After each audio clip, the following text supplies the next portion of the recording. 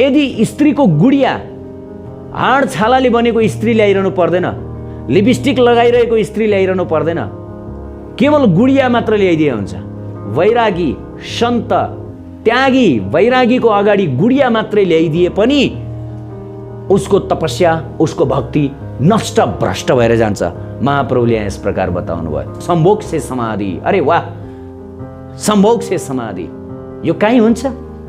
भगवान भन्दा पनि स्मार्ट, भगवान भन्दा पनि एडभान्स लजिक भने चाहिँ यो संभोग भन्ने कुरालाई गुम्साएर राख्ने होइन भनेर दिन्छन्। डेमोक्रेटिक हुनुपर्छ भन्छन्, यसलाई जति गुम्सायो त्यति यो विस्फोट हुन्छ भन्ने किसिमको लजिक दिन्छन्। प्रेमका भाषणहरू गर्दछन्, तर भगवान यति कडा हुनुहुन्थ्यो, पतित भन्दा पतितहरूलाई उहाँले उद्धार गर्नुभयो, तर यो विषयमा उहाँ एकदम कडा। किनकि यो इन्द्रिय यति खतरनाक छन्, काठको स्त्रीलाई पनि यदि स्पर्श गर्यो अथवा देखियो भने महान महान ऋषि सन्त मुनिहरूको तपस्या तुरुन्तै भ्रष्ट हुन्छ।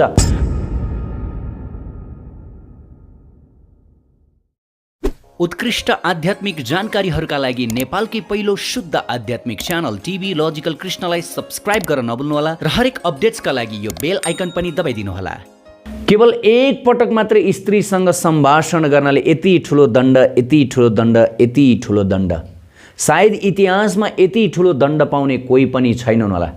यो प्रसङ्ग हो छोटा हरिदास ठाकुरको र दण्ड दिनेवाला हुनुहुन्छ नमो महावदान्याय कृष्ण प्रेम प्रदायते भनेर सारा विश्वभरि विख्यात भगवान श्रीकृष्णका कलियुग अवतार श्री चैतन्य महाप्रभु। नमो महावदान्याय भनेको सबभन्दा करुणा, सबभन्दा कृपामय अवतार।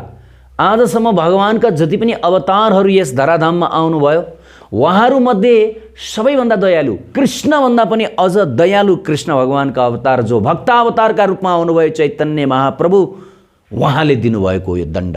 केवल एक पटक मात्रै स्त्रीसँग सम्भाषण गर्नाले उहाँले छोटा हरिदास ठाकुर जो आफ्नो शिष्य हुनुहुन्थ्यो, अनेक शिष्यहरू हुनुहुन्थ्यो उहाँका, ती अनेकौँ शिष्यहरूमध्येका एक शिष्य छोटा हरिदास ठाकुर, उहाँलाई कति ठुलो दण्ड दिनुभयो अब यहाँहरूलाई म सुनाउन जाँदैछु। चैतन्य चरितामृतबाट यो प्रसङ्ग सबैले ध्यान दिएर सुन्नुहोला र यो सुनिसकेपछि स्त्रीसँग, स्त्रीका साथमा सम्भाषण र स्त्रीका साथमा हुने जुन क्रियाकलापहरू छ, विशेष गरी यौनजन्य क्रियाकलापहरू कतिसम्म खतरनाक, घातक र विशेष गरी विरक्तहरूको लागि, सन्यास आश्रम ग्रहण गर्नुभएकाहरूका लागि, उहाँहरूको लागि त मरे तुल्य नै छ भनेर यहाँबाट स्पष्ट हुन्छ। सो जाउँ ढिला नगरिकन। महाप्रभुले सोध्नुभयो, यस्तो बढिया चामल तिमीले कहाँबाट प्राप्त गर्यो? भगवान आचार्यले उत्तर दिनुभयो, मैले माधवी देवीसँग मागेर ल्याएँ। प्रभु कहे कौन यहाँ मागिया अनिला, छोटे हरिदासेर नाम आचार्य कहिला। जब श्री चैतन्य महाप्रभुले सोध्नुभयो, यो चामल तिमीले कहाँबाट मागेर ल्यायो? तब भगवान आचार्यले भन्नुभयो, छोटा हरिदास ठाकुरले दिनुभयो। त्यसपछि अगाडि के हुन्छ? अन्न प्रशंसिया प्रभु भोजन करिला, निज गृह आसी गोविन्देर आज्ञा दिला। चामलको गुणको प्रशंसा गर्दै भगवान श्री चैतन्य महाप्रभुले प्रसाद ग्रहण गर्नुभयो। त्यसपछि उहाँ आफ्नो निवास स्थलमा फर्कनुभयो र आफ्ना निजी सहायक गोविन्दलाई यस प्रकार आदेश दिनुभयो, आजी है त यही मोर आज्ञा पालिबा, छोटा हरिदास यहाँ आसिते नाव दिबा। चैतन्य महाप्रभुले भन्नुभयो, आजबाट छोटा हरिदास ठाकुरलाई यहाँ आउन दिने होइन। चैतन्य महाप्रभु जो एकदम दयालु हुनुहुन्छ, उहाँले जगाई मदाईको उद्धार गर्नुभयो, पतितभन्दा पतित, पापीभन्दा पापीहरूको पाप ग्रहण गर्नुभयो। तर उहाँले छोटा हरिदास ठाकुर जो भक्त नै हुनुहुन्थ्यो, फेरि नास्तिक हुनुहुन्न थियो उहाँ छोटा हरिदास ठाकुर। छोटा हरिदास ठाकुर भक्त हुनुहुन्थ्यो, सन्यासी हुनुहुन्थ्यो, महाप्रभुका शिष्यहरूमध्येका एक हुनुहुन्थ्यो र महाप्रभुले अब यहाँ गोविन्द आफ्ना सहायक उहाँलाई यो आदेश दिँदै हुनुहुन्छ, आजको दिनबाट छोटा हरिदास ठाकुरलाई यहाँ आउन दिने होइन। किन है त? द्वार माना हैला हरिदास दुखी हैल मने, कि लागिया द्वार माना केही नाही जाने। जब छोटा हरिदास ठाकुरले यो थाहा पाए कि भगवान चैतन्य महाप्रभुले उनलाई भगवानको समीप जान निषिद्ध गर्नुभएको छ, तब छोटा हरिदास ठाकुर अत्यन्त दुखी भए र कसैले पनि भगवानले किन यस्तो आदेश दिनुभयो यसको रहस्य बुझ्न सकेनन्। 3 दिन हैला हरिदास करे उपवास, स्वरूपादि आसी पुछिला महाप्रभु र पास।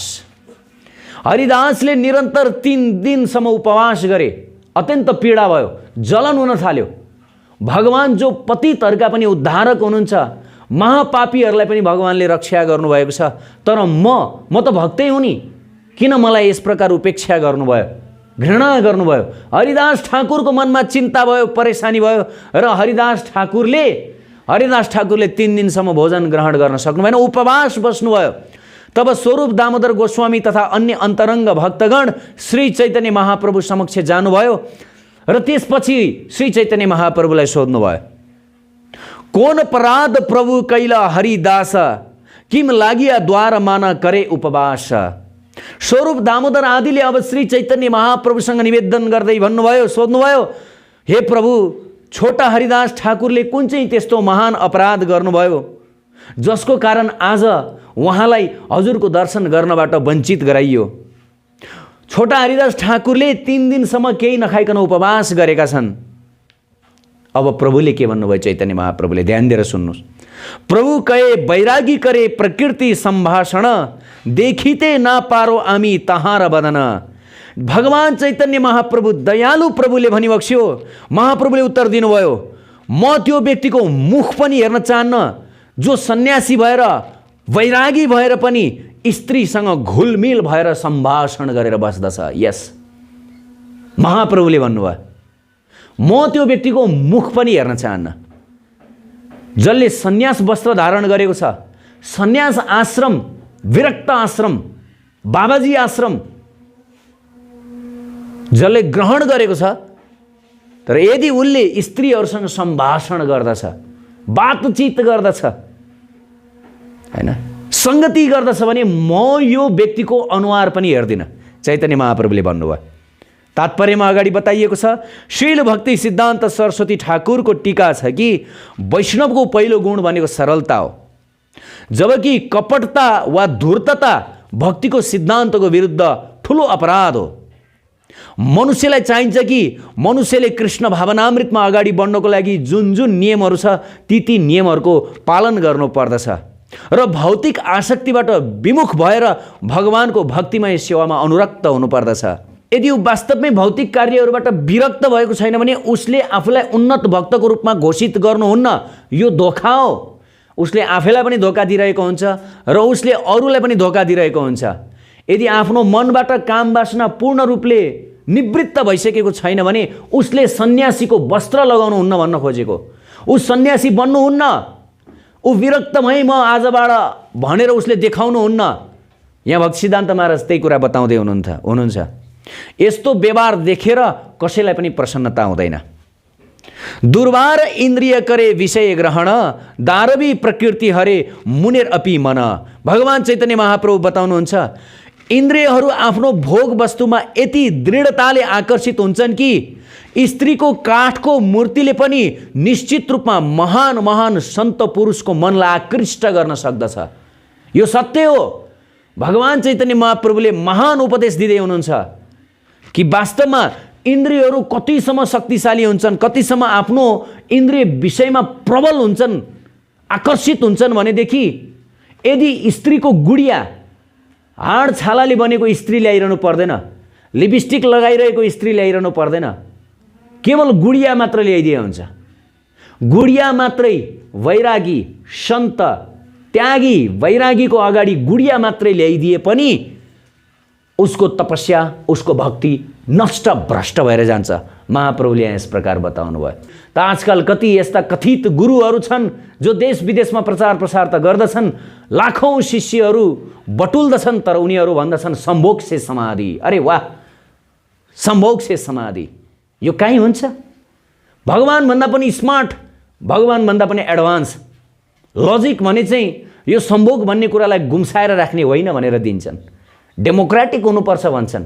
यसलाई जति गुम्सायो त्यति यो विस्फोट हुन्छ भन्ने किसिमको लजिक दिन्छन्, प्रेमका भाषणहरू गर्दछन्। तर भगवान यति कडा हुनुहुन्थ्यो, पतित भन्दा पतितहरूलाई उहाँले उद्धार गर्नुभयो, तर यो विषयमा उहाँ एकदम कडा। किनकि यो इन्द्रिय यति खतरनाक छन्, काठको स्त्रीलाई पनि यदि स्पर्श गर्यो अथवा देखियो भने महान महान ऋषि सन्त मुनिहरूको तपस्या तुरुन्तै भ्रष्ट हुन्छ, विरक्तिहरूको वैराग्य नष्ट भइदिन्छ। यहाँ त्यत्तिकै भनिएको छैन। इन्द्रिय तथा इन्द्रिय विषयमा यस्तो घनिष्ठ सम्बन्ध हुन्छ कि महानभन्दा महान पुरुषको मन पनि काठको पुतलीको प्रति आकृष्ट हुन्छ। यदि इन्द्रियहरूलाई तरुण स्त्रीको आकर्षक रूप अनि लावण्य प्रदान गर्ने हो भने त त्यसपछि के नै गर्न सकिन्छ र? इन्द्रिय विषय जस्तै रूप, ध्वनि, गन्ध, स्वाद तथा स्पर्श सदा आँखा, नाक, कान, जिब्रो, त्वचाका लागि आकर्षक, आनन्दमय लाग्दछन्। किनकि इन्द्रिय तथा इन्द्रिय विषय सहज रूपले घनिष्ठतापूर्वक सम्बन्धित छन्। त्यसकारण कहिले पनि इन्द्रिय विषयलाई छुट नदिनु। कहिले कहिले इन्द्रियहरूलाई वशमा राख्ने दावा गर्नेवाला व्यक्तिहरू पनि इन्द्रिय विषयद्वारा वशीभूत हुने गर्दछन्, नियन्त्रणमा आउने गर्दछन्। इन्द्रियलाई तबसम्म आफ्नो वशमा राख्न कठिन छ जबसम्म मन शुद्ध हुँदैन, र मन शुद्ध तबसम्म हुँदैन जबसम्म भगवानको प्रेमा भक्तिमा लागिँदैन। यस प्रकार सन्त पुरुषले आफ्नो मनलाई तथा इन्द्रियलाई वशमा गर्नका लागि व्रत लिनु पर्दछ। र यदि यस्तो व्रत लिएका सन्त पुरुषहरू, विरक्तिहरू, वैरागीहरू फेरि इन्द्रिय विषयमै विचलित भयो भनेदेखि त्यो अत्यन्त निन्दनीय हुनेछ, अत्यन्त निन्दनीय हुनेछ। अगाडि चैतन्य महाप्रभु बताउनुहुन्छ, मात्रा स्वस्त्रा दुहित्रा वान विविक्ता सनो भवेत् बलवान इन्द्रिय ग्रामो विद्वांसम अपि कर्षति।